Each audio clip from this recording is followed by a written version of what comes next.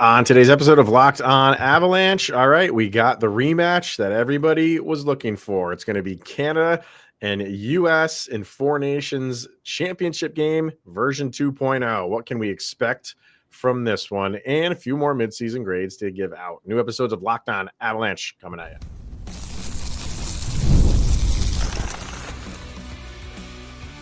You're Locked On Avalanche, your daily podcast on the Colorado Avalanche. Part of the Locked On Podcast Network, your team every day. All right, everybody, welcome to the Locked On Avalanche podcast, part of the Locked On Podcast Network, your team every day. I am your kind of sick host, Chris Maselli. With me as always, Mr. Shaggy Von Doom, Kyle Sullivan. Thank you for tuning in and making it your first listen of the day. Always appreciated. If you want to get in on the conversation, join our subtext. Link is in the show notes. And when you do, chat with Kyle and I one-on-one.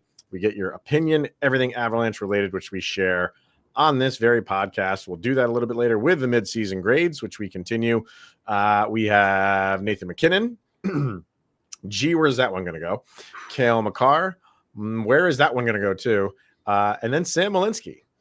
That would be the interesting one. So we'll do that a little bit later. But where we're going to start is the Canada-Finland game, and piggybacking off of that, obviously, the final, which is going to be obviously the United States and Canada. And like I said in the other episode, like, no disrespect to Finland and Sweden, but like, come on, like that is the matchup is Canada USA.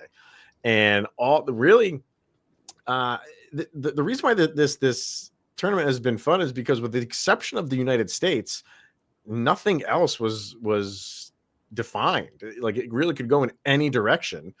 And the Canada-Finland game, whoever won that in regulation was going forward.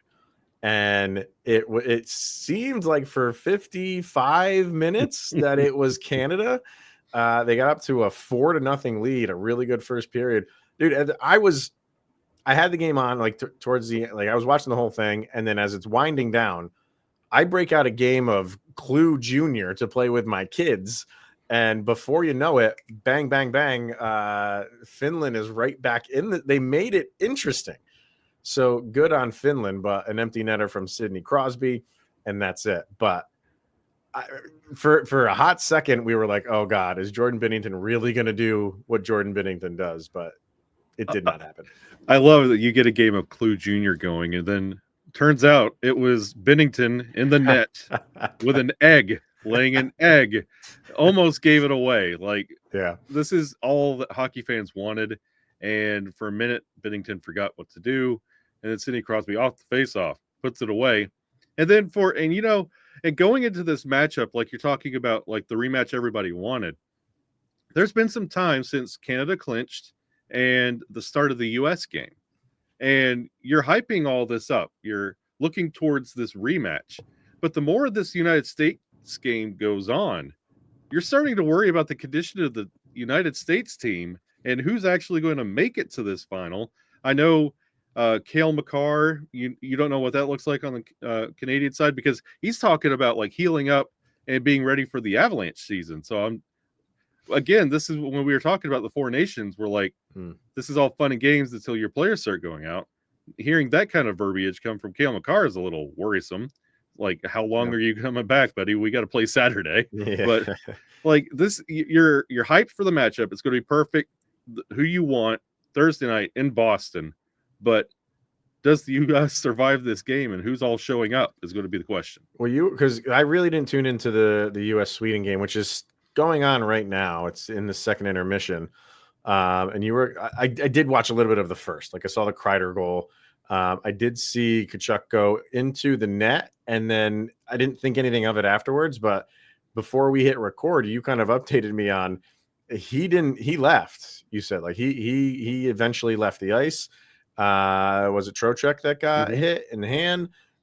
So Wes McCauley went down. So this is just this was supposed to be a meaningless game. It kind of is a meaningless game. It really is. It means nothing to either one of these teams. Like, everything is set. But you had the United States kind of scoring that early goal. I didn't really think they would roll over. Doesn't seem like they are, but you're getting hurt in the process. I know you have 2 days off, but 2 days in hockey world is really like double that, really like 4 days off. But who knows? And you said, like you said with Cale Makar, if he was just an illness, he just, upset stomach, whatever the heck it was, you would think, a couple more days off for him, he should be fine. But if this goes back to the people who thought this was just going to be, we're just going to skate around and, go through the motions, it's anything but. And I can guarantee you, everybody that is on Team United States, everybody that is on Team Canada, they all want to be 100%, especially Team Canada. For what happened to them in their country, they want to reverse the tide and do what the United States did to them in Canada. They want to do it to the United States in the United States. That is going to be, when you get Cale Makar back on the ice, and if Canada does end up winning that, you're going to get so much more love for Cale Makar. Oh, look at the difference that he makes. And it's true. 100% is true. But everybody's got to play, better than they did, for at least for Team Canada. It's going to be an exciting thing. We'll find out about that when we talk about the grades for Cale Makar. He may be a non-factor. But and it's kind of like a weird look, because the United States had Austin Matthews sit because of upper body soreness. Matthew Tkachuk also sitting. And then Charlie McAvoy, I believe, had a UBI, is what they're saying. I understand it's a nothing game, but you also have soreness and resting and bumps and bruises. And I mean, look at the quality of games you got in this Four Nations tournament. This is the hardest hockey I've seen all year, NHL or regardless. So they're probably not used to it. They're used to just skating around doing their thing, and it's a completely different pace, because I've gone back and kind of watched some recaps of Avalanche games this year, and it's night and day, the pace and physicality in these games. And it's surprising, but that's what happens when you go best on best. You get the best quality of NHL hockey. Yeah, this is more. Some people were saying like, "Oh, this is like regular season hockey." Sure, I'd go even further than that. This is playoff hockey. Playoff hockey. It is absolutely it's game hockey. 7 every game, every night with all these games. And as far as the ratings go for the U.S. Canada game, people tuned in. Mm-hmm. He had 4.5 million average viewers. I think it peaked in the 5 somewhere. Yeah, it was like 5.2, something like that. Yeah. So, and like we said before, that's not the championship game. So you run it back and do it again for all the marbles. People are gonna want to watch it. From the Avalanche standpoint, for the game against Finland, you had Nathan MacKinnon. He was your number 1 star of the day, so he gets his Captain America, his gift certificate tickets. Yeah, they finally start giving him the box. Like, what's in the box? What's in the box? The first one. The first one was the bag. It was just a gift bag. And I think it must have been like, they must have heard from a lot of people, like, why are you giving them a bag? So finally, it looks like a nice cigar box, but I don't know if everybody's getting watches. Here's a Dollar General bag. Thanks for your effort. But finally, they changed it. Just a different look is nice for that anyway. But yeah, MacKinnon with the 2 goals. He gets the first star of the game. It was nice to see Cale Makar back finally. And then you had a crazy empty netter when everything's going the way of Finland. They had a minute and, I don't know, like maybe minute 15 seconds to try to find one more goal, and they couldn't even get it into the zone like that. And I'm not like rooting for Finland or anything like that. I'm not rooting against them. But I was hoping for at least get it in the zone and get some chances. And it's just that Crosby, and I don't remember who it was, just collide in the neutral zone, and the puck kind of finds Sidney Crosby, and he just kind of flicks it into the zone, empty netter. It was like, oh man, this is part of the fun of this tournament, is like stuff like that of Finland really just a late push, and I was just hoping that they would at least have some chances, and it just didn't happen. Oh, well. And speaking on the behalf of the Avalanche, here's some salty tea from Finland for you. Arturi Lehkonen on the 4th line. Yeah, he got a point. He did. The old 96, also on Finland, got nothing. No, he didn't. So I don't know what's going on. I don't know what that's all about. It didn't really get talked about a lot, at least on our media side of things. He was essentially benched in the game prior for the third period, and then for this one, he was relegated to the fourth line. but got an What's assist. going on? But got an I don't know. assist. He got to tally. So they just don't know how to properly use him. Do you think that messes with his head at all coming back to the Avalanche? No, because Like my country didn't want me to. My country brought me down to the fourth line. It shouldn't, but I mean, guys are human. Like we're saying, like this is an event where they're going all out for your country, and he is going all out for his country, and they're telling him not good enough. You're going to the fourth line. Do you think that messes with him at all when he goes back to Colorado? Well, I think it makes him feel even more at home when it does come back to being around the guys that want you there. Like it feels like a kind of like a spat with the coach, and just like I wanted to defend my country in this tournament, but my goodness, like the drama going on with the coaching staff, it just wasn't to his level. Yeah. I can't wait to get back to my level, my home in Denver, Colorado, which you're going to be on the road. But hey, this is kind of what you want. This will fire him back up, and I'm really curious to see what he looks like against Nashville. Yeah, that's a good point. Go back to where you're actually wanted and maybe appreciate. I'm not saying he's not appreciated by his country. I'm not saying. Yeah. Just, it seems like there's a spat or something between him and the coach for some reason. I don't know. I wish maybe we'll find out. There was a funny, I don't know who it was on subtext, said something like to the effect of like, maybe it's Mikko Rantanen's father on the coaching staff for Finland and just returning the favor. Like, who's lazy now? Yeah, right.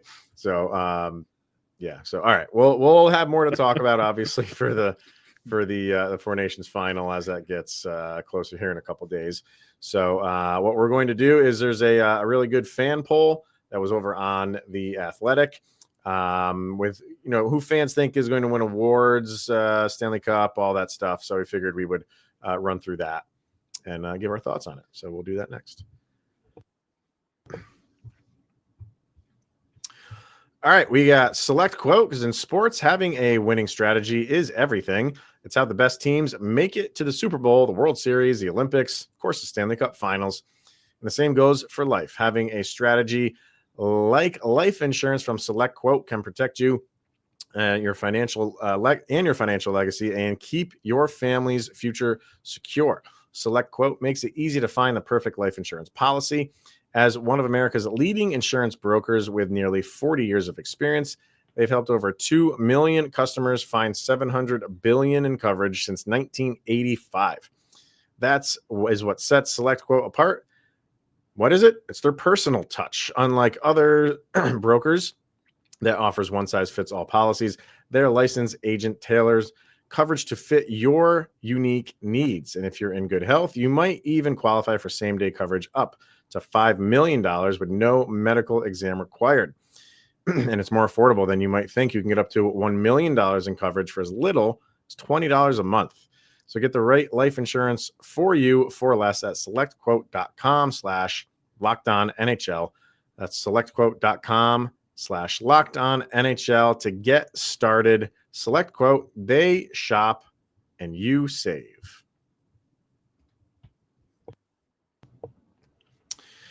All right, so over on The Athletic, we like the polls that they run over there. They're the best. They're one of my favorite things. Kind of like those BuzzFeed polls that are, but sports versions and ones they actually care about.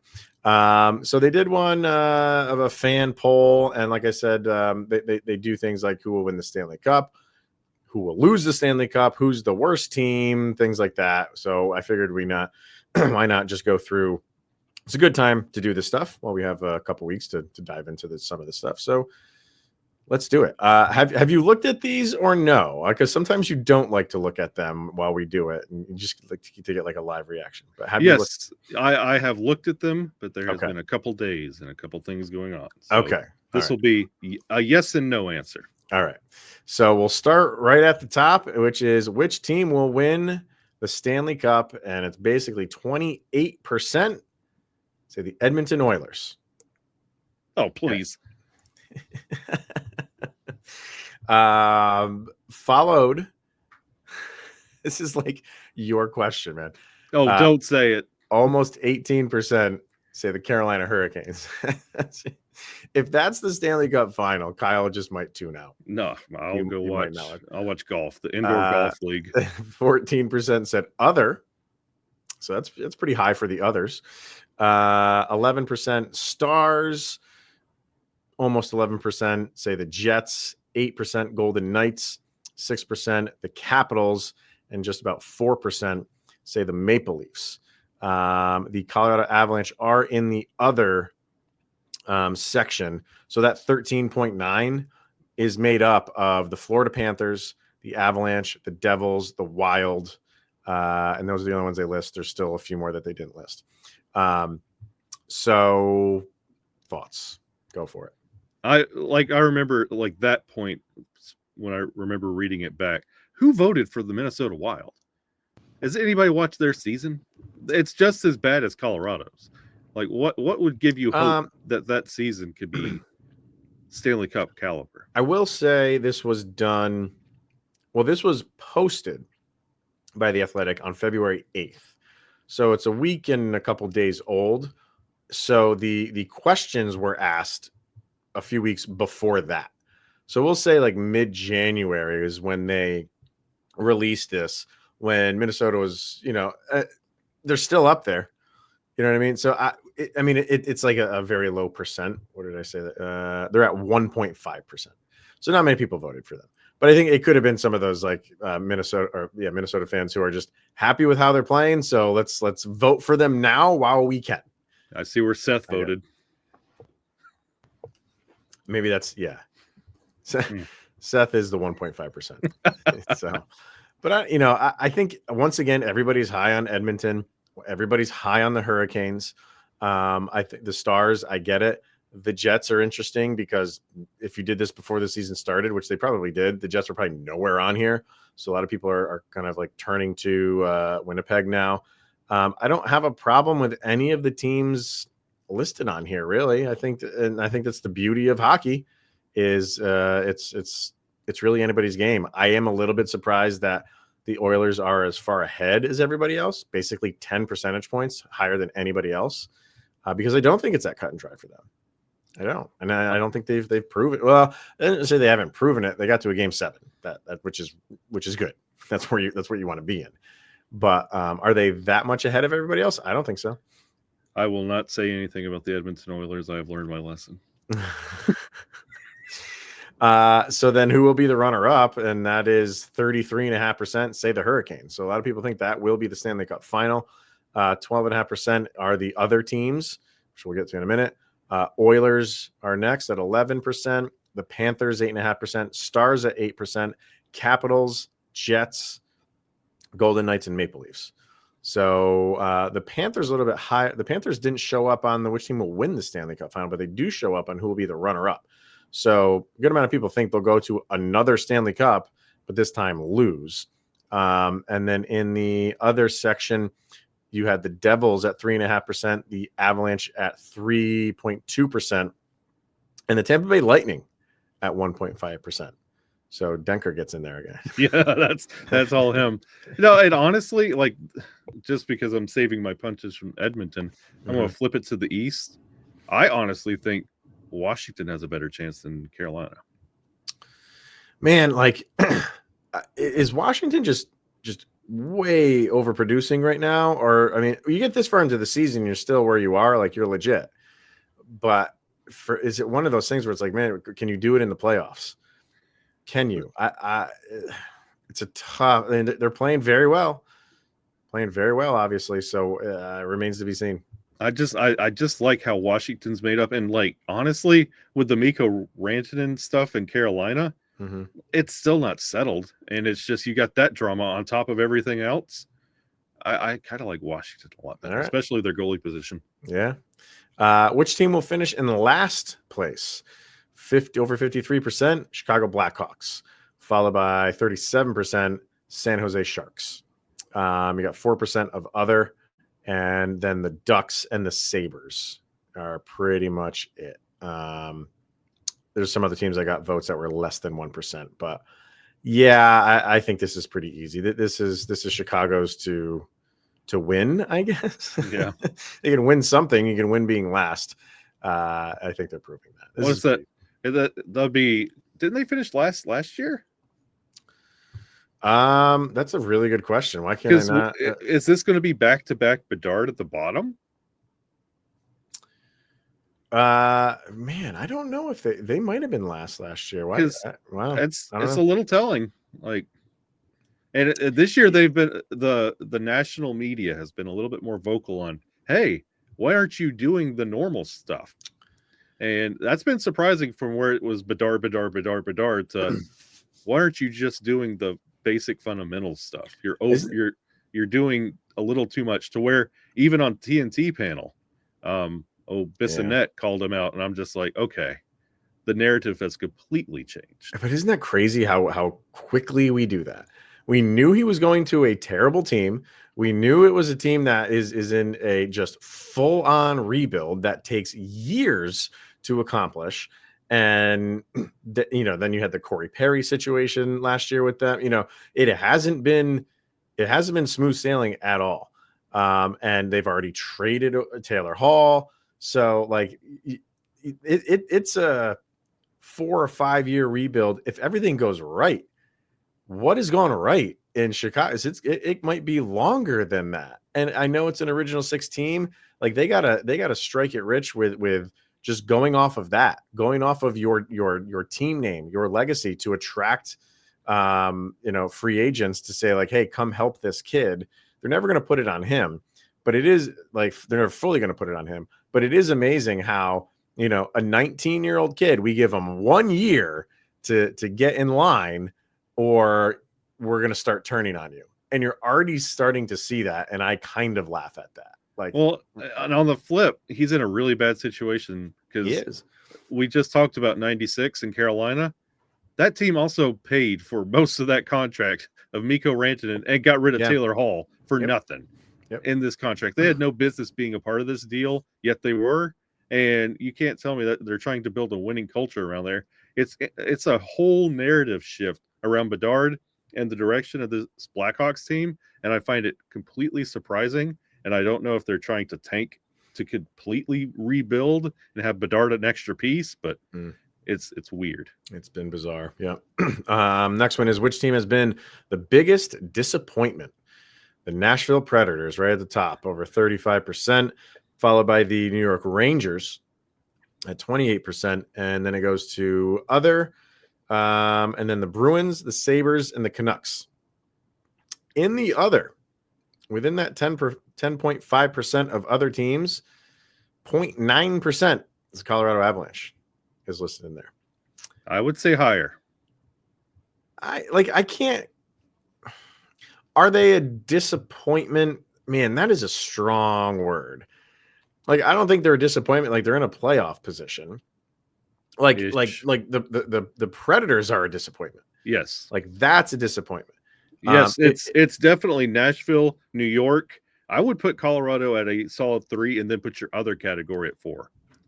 Because if you're going before the season started even, and this this did come out in January, you fix the goalie position. Like, what else are you anticipating to fix here?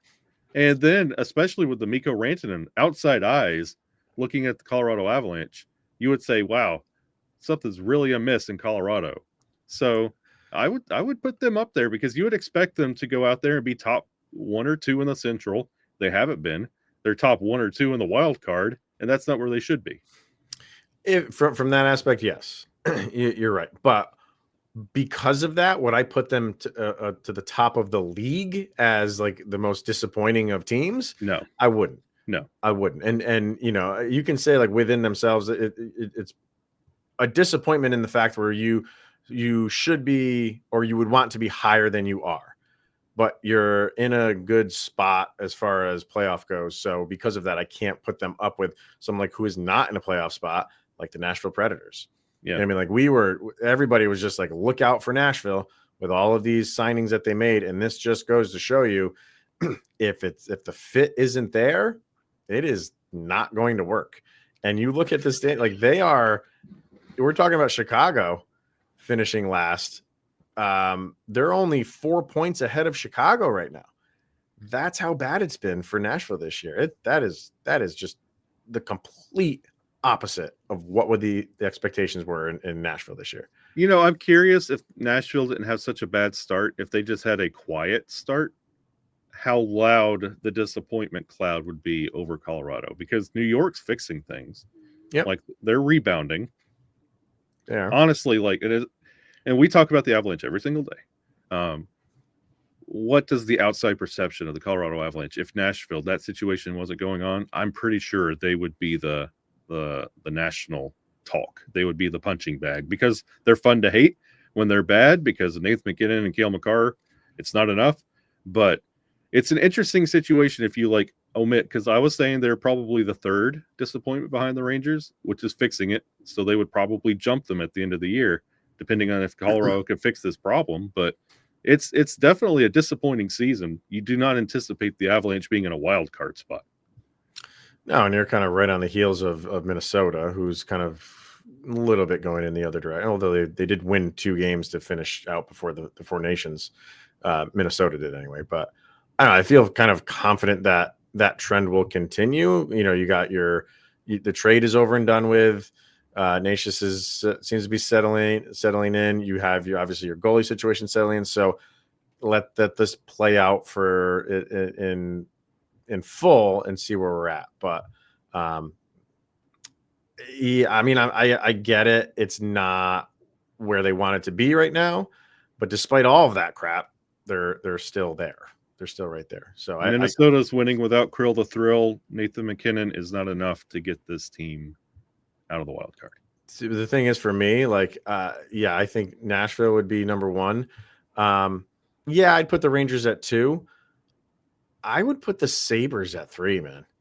Like, every single year we're going into another season of, like, the Sabres have a really good team on paper. And that's why we don't play games on paper. And once again, they are letting that fan base down. They're in dead last. Yeah. They're in dead last in the Atlantic, in the East. It's not acceptable. Just it continues to be just a horrible, horrible season once again for the Buffalo Sabres. I'd put them at 3.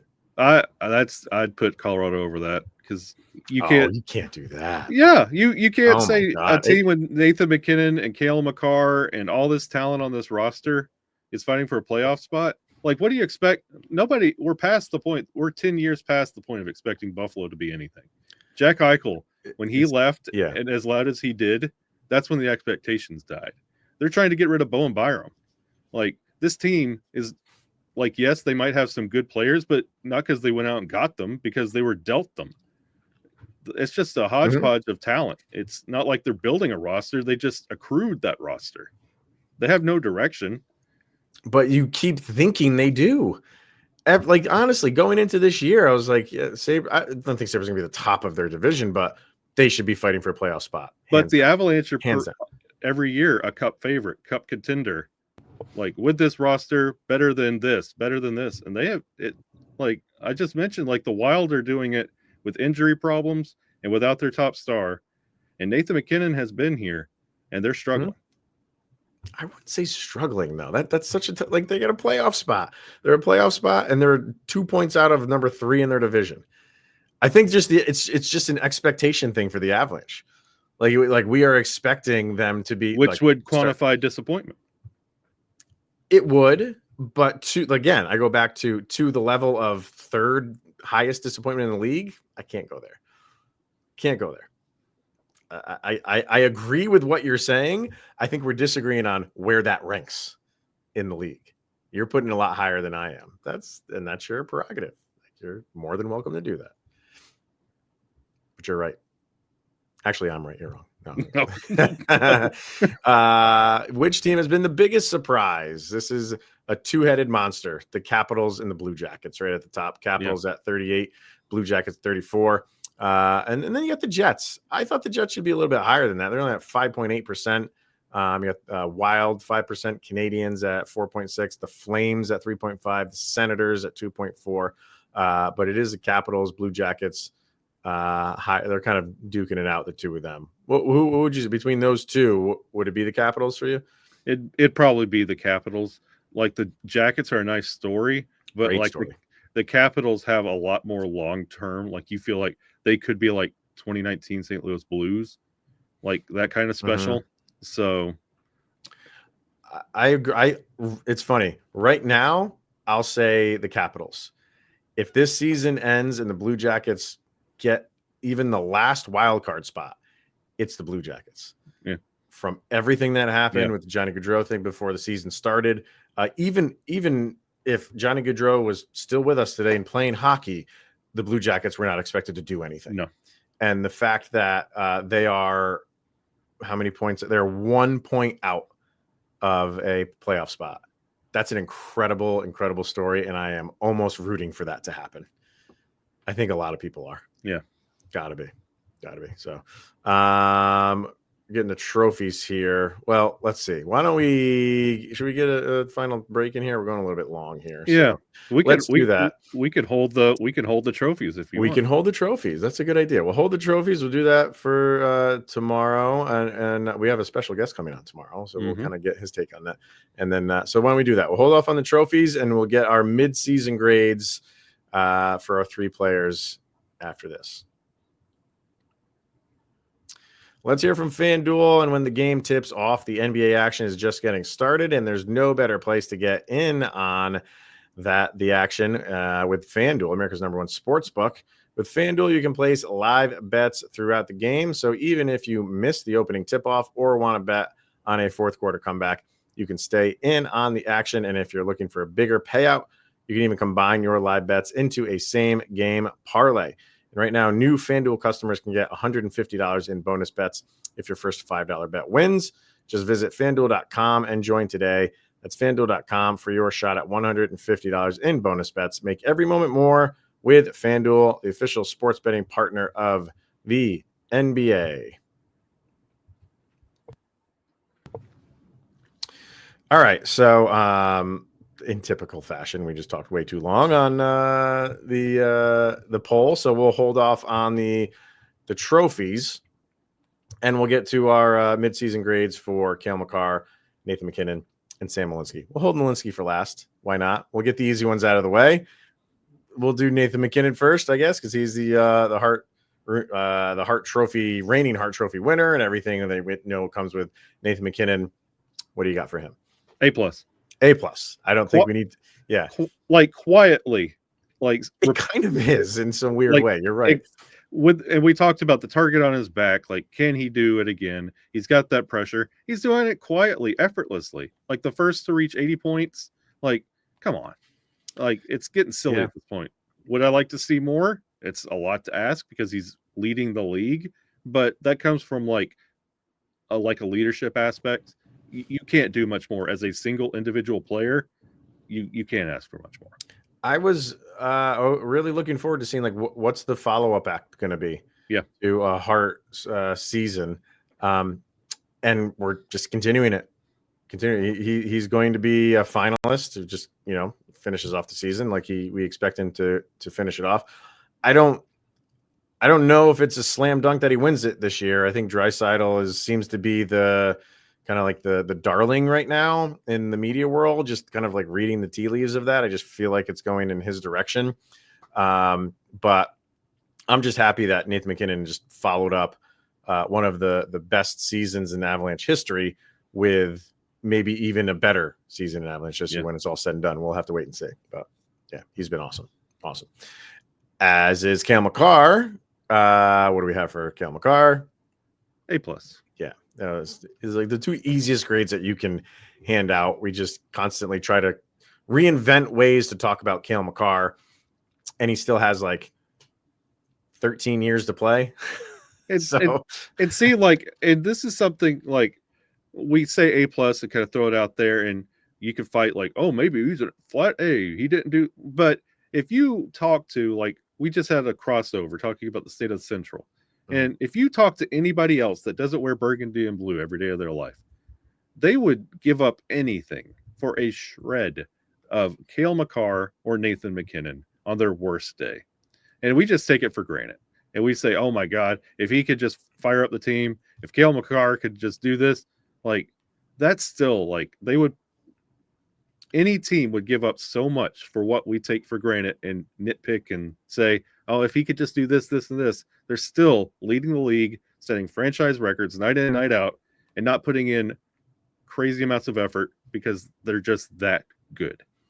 Do you feel like when it comes from like another fan base or a site or whatever who wants to, it's either nitpicking or just flat out jealousy that they don't have someone of Cale Makar's caliber on their team, because you hear it across the board, generational talent when it's all said and done. Like you see every milestone he hits. He might not be the number one guy to get there, but he's number 2, 3, or 4, and he's up there with the all-time greats. And you have no reason to believe that is going to stop at any point in time. And when it is all said and done, like we're going to be how we are with like Ovechkin and him going after this record, and even Sidney Crosby when they're in the twilights of their career, you start appreciating like, hey, they only have a few more years left. Let's really appreciate what the last little bit that they're giving us. I think you're going to be there with Cale Makar. And I know that's way forward thinking, but maybe if you do have that much forward thinking, maybe enjoy it now. I know he's only in mid-20s, but hey, like let's just not take this for granted right now and enjoy the next 10 plus years. Just turn on your television for everybody in the United States. You're getting to enjoy cheering for Connor Hellebuck, but you feel that you're not cheering for Nathan MacKinnon and Cale Makar, and you could feel not watching them and relying on them. Canada's getting to enjoy cheering for Nathan MacKinnon and Cale Makar for once, where it's okay. You're not going against your team. They're enjoying it. Look at this moment. Like, you don't have Nathan MacKinnon going to win the game for the United States. So it's rough when what he could do, and Cale Makar, and they're not out there to save you. Just treasure that moment. Good point. Yeah. And the last one is Sam Malinski. This is the one that we'll have varying opinions on, I am sure. Malinski on the season, 54 games played. He's got a goal, 5 assists, 6 points. But time on ice, 15.28 is his average time on ice. So started off the year really good. Really good. Hit a speed bump as of late. But the last few games before the break, I think he had to have some really good, just solid games there. And I think that he did. Really curious to see how he comes out of this Four Nations break. I think he's one of those guys that really needed it. Just because a lot was thrown on him for a young guy, even though he's playing like a third pairing role. A lot is thrown on him to do a lot.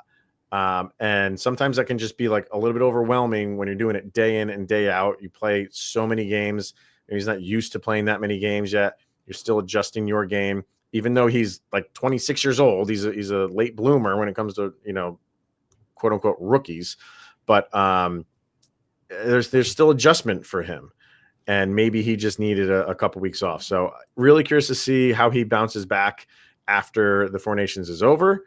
But what do you give him for a grade right now? I can't do like D or D plus. It's a C minus for me. Okay. Again, I'm grading him on a curve. Like, he had a lot of promise to the point of when we were talking about trades, we were okay with trading away a couple of defensemen because we knew the promise of Sam Malinski was coming. Yeah. And did not live up to the hype. And the mistakes are not just bad, they're egregious. So you like to see him iron those out and kind of like find his footing again. The numbers aren't there. The fundamentals haven't been there for a spell. You want to see him string some games together. I'm putting him at a C minus. I'm not dropping him all the way to a D, but I mean, you got to start doing something now.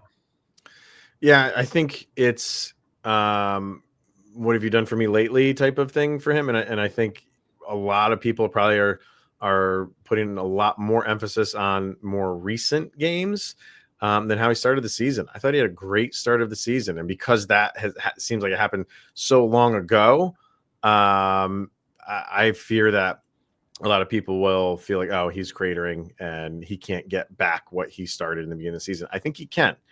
We'll have to wait and see. I don't want to go as low as a C-, and I'll just give him a flat C right now. That's understandable. Flat C. Accepted. And I think, to me, like he's got some offensive ability, and to really only have 6 points, I want to see that increase a little bit more. I know he's a defenseman. I know he's your third pairing guy, but on a team that allows their defensemen to engage and they, fire at will, and he does. I feel like that's just kind of low. His shooting percentage on the season, 1.4. That tells you a lot. Yep. That tells you a lot. Like that if that improves, like, come on, like he's got the ability. He has the ability to put pucks in the net or facilitate, similar to Makar. He really does. He has that ability, but it's between the ears at this point. It's there. It's between the ears. Yeah, I think it could be. Definitely could be. So let's get some subtext people in here and then wrap this thing up. We got Lisa McKinnon. Lisa, I don't know. Like, you can get pluses and minuses, Lisa, because she gave an A, and a C. Did she not want to give pluses to MacKinnon and Makar? Come on.